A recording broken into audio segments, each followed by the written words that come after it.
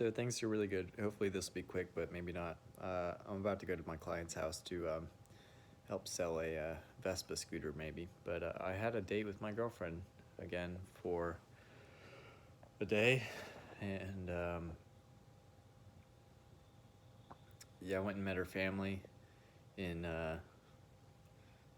one state over from here, and we picked blueberries. It was wonderful.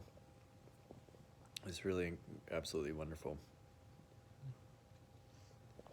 Very chill person. She said something about like in high school going out into nature to be away from um, people who weren't being chill, and that's something that I did in high school too, and it feels really true. Oh, excuse me. True between her and I. There's something really substantial, and yeah, I think there's something to participating in your life. So the choices that we make, some choices come to us and some answers come to us, and it might not be the right answer, but it's the one that comes to us. But coming out of school before college, participation is, I don't know how to make the jump, but I'd say almost the majority of 18-year-olds in maybe the States haven't made the jump yet, and that's the standard age to go into college, and it shouldn't be. You should make the jump first to be able to recognize that participation is key, because otherwise you're not steering your vessel. So I'm kind of alluding to something quite large, but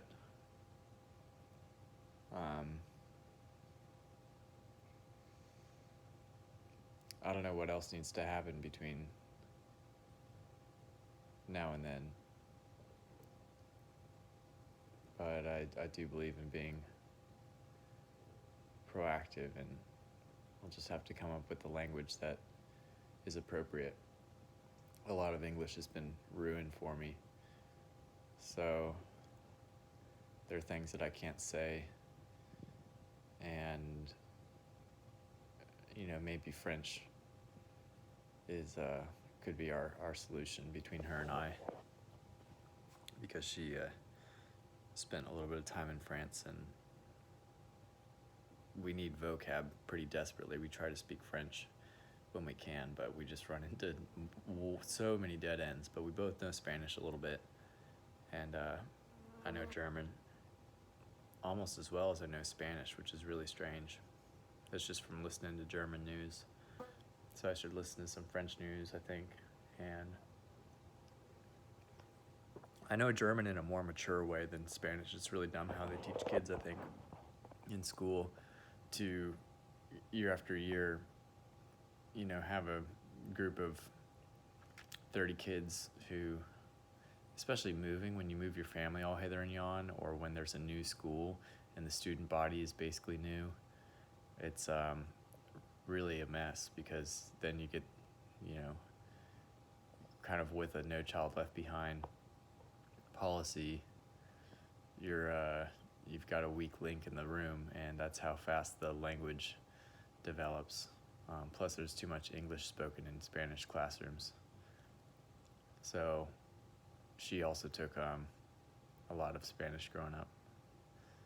But anyway, I'm feeling good about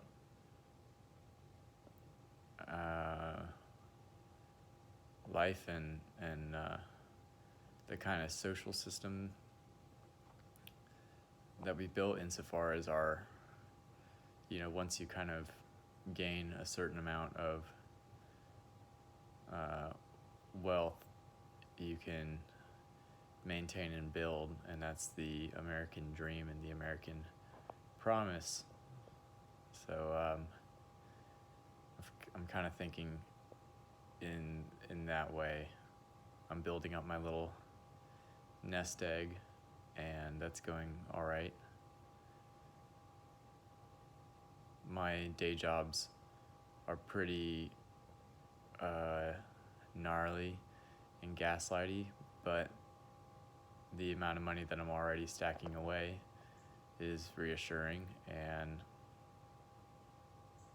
the idea that there will be another job out there, especially since soon enough I'll have a resume that says I worked at this location for 1 year, this location for 2 years, I've been doing this, and I've been doing extracurricular this and that. Since I moved around, I kind of made a point when I changed my name and went to Europe for a little while, and I had an inheritance, so I kind of made a point to fall off the books as well, because I thought just kind of like general young ignorance and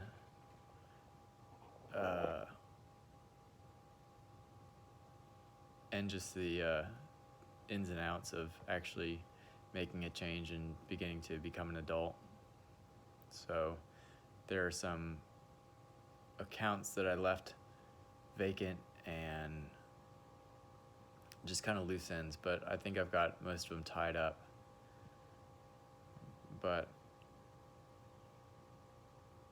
I don't know where I was going with that. Oh yeah, my resume just has big holes in it.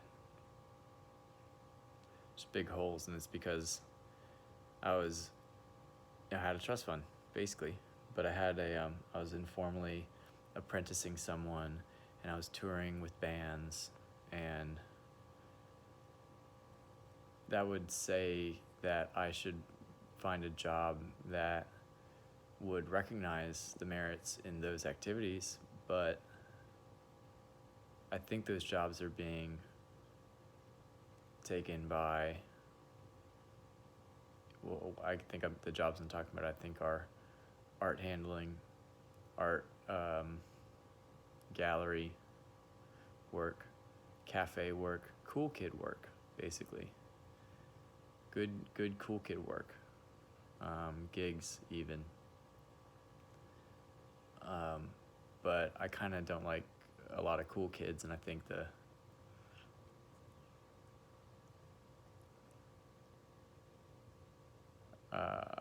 I also have like a strong dislike for ironic, blue collar, which is something I'm almost doing, but it's not ironic to, shovel dirt for 8 or 10 hours a day. The irony wears off pretty quick, and you're actually just digging holes, and it's real. But I had a lot of friends that went into office work, ironically, and stock speculation, ironically, and they wore suits and ties, and they made hipster music, and it doesn't check out. Yeah. So that's it. I'm reading a text message. I'm getting text messages at the same time about this. I'm going to go try to sell a Vespa. But the work that I'm doing now, I think, is the only noble work. It's not working for Whole Foods, which I got to negate that because obviously I'm a mall cop at a Walmart. But I'm proud of that. And my new location for that job is much harder work than the other location, and it really actually sucks. But it's what I have to do for right now, and that's okay. What else?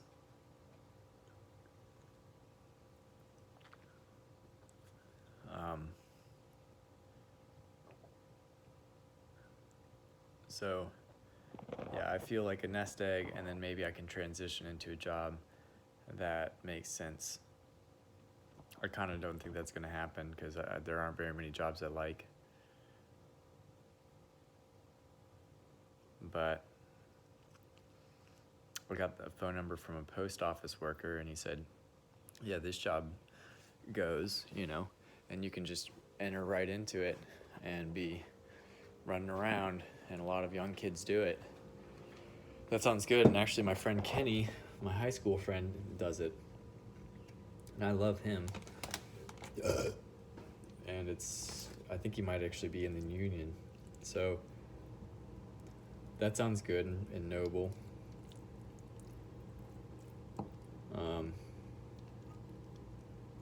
So I might do something like that. Of course, I think about Bukowski. I think about Eric Hoffer, who was famously a stevedore. I was actually entering a painting competition for waterfront paintings of Philadelphia, inspired by the stevedore tradition. And I looked up stevedore, maybe stevedore artists or something, and I came across Eric Hoffer, and I bought a book and read it. It was called Working and Thinking on the Waterfront, because I wanted to get into the mind of a stevedore to make a painting. I ended up not submitting my painting for that competition. Oh no, I did, but I lost. But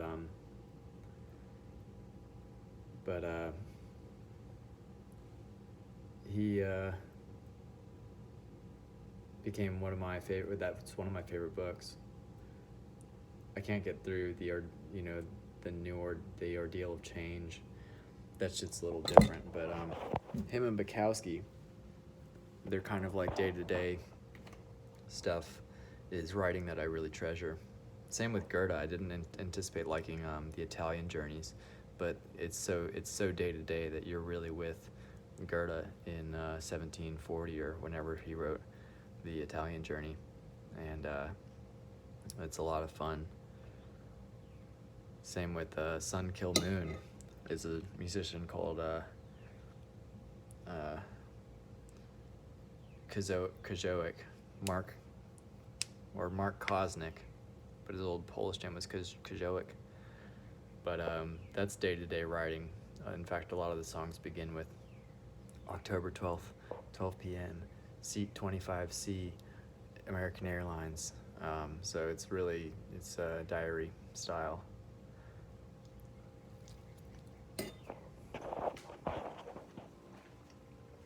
Like this. That's why I try to do this, make these videos. Because it's diary style and it shows where my head's at. It's probably not that great or exciting. All the other artists I referenced take the time to, curate and pick it out, but I really just want kind of a string of me talking, and over this period of my life, because I find it very exciting. I think that I've made it through the change that I sought to bring about in myself. I'm a man now, and my mom kind of said that maybe 3 years ago. He's a man now, I can see it. I agree with her. And I agreed with her then, but now not only, I guess, am I a man, but I'm out the other side of art school, and I'm making money, and I have a better understanding of the world than I did before. I'm glad I got rid of all my money. That was a project, and I thought I would do it just by living in a house in Jacksonville. I'll buy a house, and then I thought I would do it by giving it away, and I did some of each of those things. I spent money on apartments. It's not buying a house even close, but I did give several $1,000s to different charities and just kind of seeing how it felt. It felt okay, but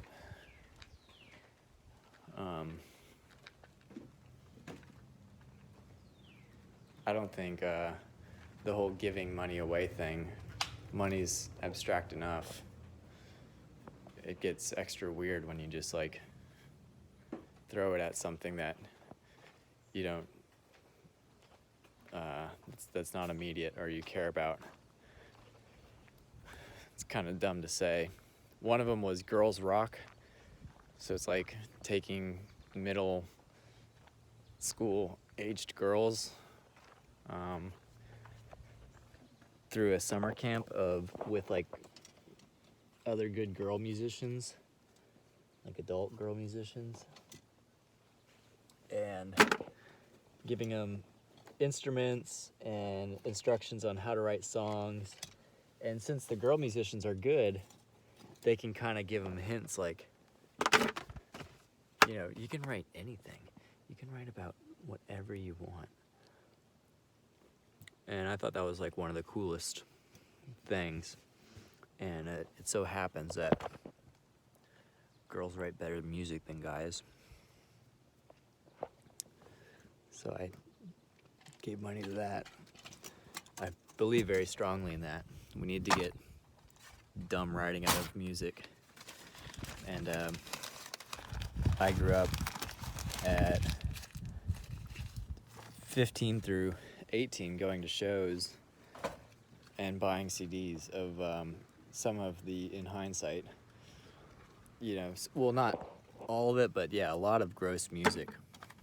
Emo culture was a lot of whiny guys kind of splicing in violence and misogyny through their music. And I think those were the good girl musicians who were teaching that camp. I think they went through that too. And so they just got in bands and, you know, basically wrote good music so that there was any at all.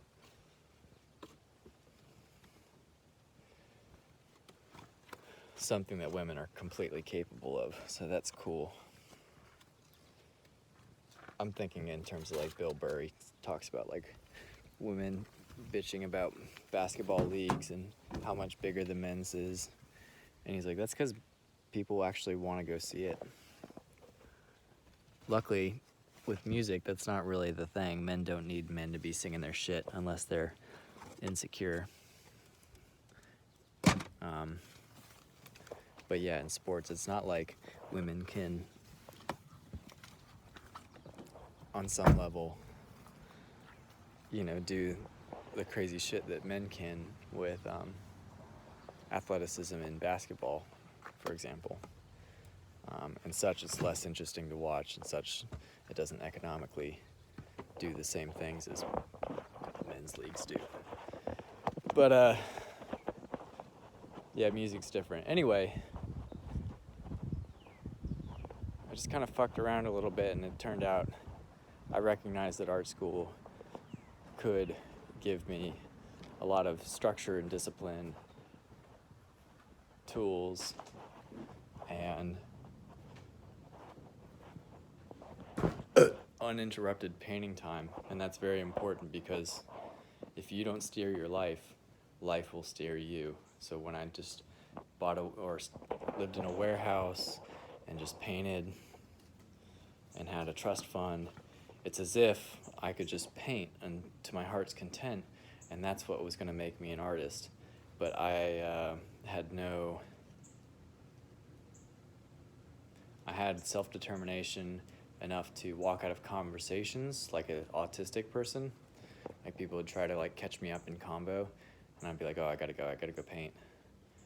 But I didn't have the same self-determination if someone,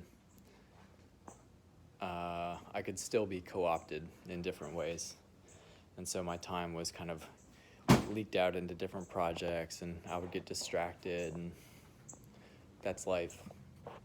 But when you sign up for school and pay people a bunch of money, and then they give you a shit ton of work, and meals, and a place to sleep, you're basically in art jail, and you're doing the equivalent of making license plates for 12 hours a day, except it's painting. So I'm really grateful to have spent 4 years hardcore drawing and painting, and fuck all the academicians who think that it's about some like je ne sais quoi. It's not. That's a disease. And so now what I've got is whenever I step up to the plate to paint, I paint beautiful marks and I paint beautiful colors. I make good decisions in really rapid time.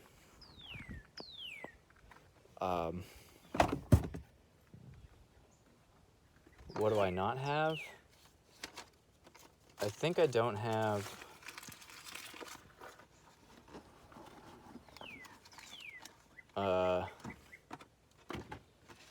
very much, like, I'm pretty spread out, like I'm a little like chaotic, so I have I don't have much inventory. I don't have very many finished paintings, but I do have a system for getting to finished paintings. I just have a big appetite, so since I have the system now through things I learned in school, since I have the system and I know I can do it, I invest in 20 or 30 art objects all at once and bring them all up as a body of work. Some painters like Philip Guston or Agnes Martin make one painting and they bring it on up slowly but surely, and if it doesn't work, it gets destroyed. That's not me. I bring them all up at the same time, like that Spanish class, and if there's one dumb kid, I hang out, and that stalls the whole class. No painting left behind. That's how I work. And if it turns out to be a bad painting, I'll co-opt the work that I've already put into it, the beautiful marks, beautiful colors, and turn it into something else. But I hold off on finishing things until a combination of deadline and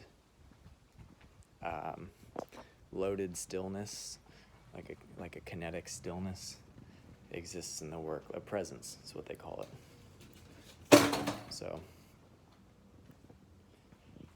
that's it. Nailed it. 22 minutes. I'm gonna go sell a Vespa scooter. I'm a really good salesman. The person wants a lot of money for it. So this is good. I'm really gonna relish this opportunity to be able to make a sale on someone else's behalf.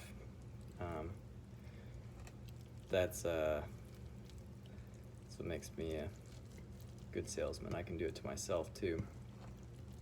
I told my clients when I turned in their painting, they gave me a check for $1,100, so in total I got $1,300 for that painting.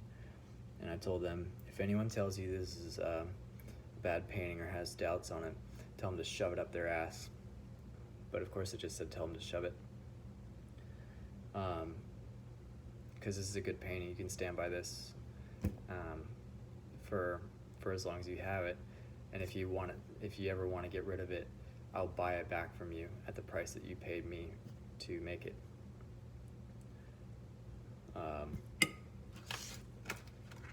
And there's my signature on it, and I don't sign everything.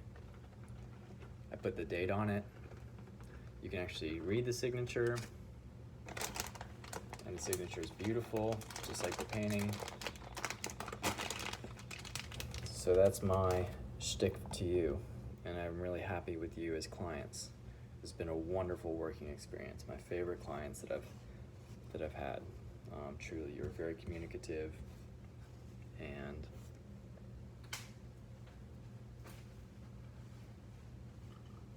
you help steer the painting, but recognize that I didn't say all this stuff, but I just said you're my best clients I've had.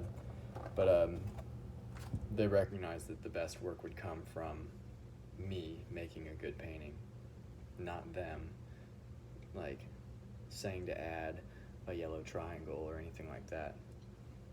They just let me do it. And I told them I'm going to make something that I like. But I'd also give them, here's how to instruct me, you know, like, you got any colors? And they did. They were perfect. They said we want more fern green and we want more rust orange. I said, that's great instruction, thank you. I'll do that.